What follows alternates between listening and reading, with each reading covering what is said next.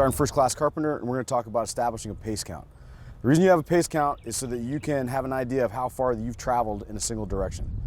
The way we establish our pace count is we first mark out 100 meters, and then we walk towards it. Starting off with whatever leg, I start with my left foot. We're going to count every time that that foot touches the ground. We'll go out 100 meters, come back 100 meters. Average those two, that should be our pace count. 58, 59, 60, 61.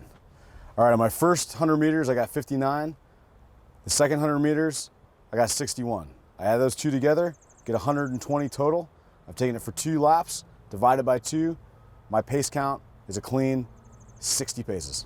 The pace counts are going to change from place to place, depending on what sort of terrain you're walking on. Soft sand is going to cause more steps than hard-packed dirt. And also the elevation changes. I'm going to have a shorter pace count when walking up a hill versus walking down a hill. All right, as you can see behind me, we've got a pretty wide open area. This is an area that's been controlled burn, so there's not a lot of underbrush. Therefore, the vegetation is not going to be the thing that's going to slow me down while I'm negotiating through this terrain. A consideration is that this is an uphill path, okay? So my pace count will be affected because I'm going to be taking shorter strides. I should already have an uphill pace count that I set out before I started negotiating. And I can then rely on that, or just know that I'm going to have to go a little bit longer because my strides have been shortened. Another consideration is the weight of my rucksack. If I add another 60 or 70 pounds to my body, I won't be able to step out up a hill the same way that I will if I'm just walking out slick. All right, so this terrain behind us here just shows that there's going to be some vegetation.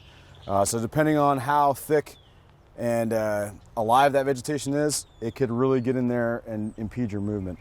Every time I try to step, I'm going to be fighting to move stuff out of my way, not to mention it's going to be slowing down and shortening the amount that I can actually stride in, as you can see right here. This is moving into a low area too, so whenever walking downhill, you got to remember that your stride is probably going to be a little bit longer, just because it's not as hard for you to move downhill. Behind me here is some pretty thick shrub, so your options for it are either to box around using the box technique, or to find a distant aiming point and just muscle your way through it.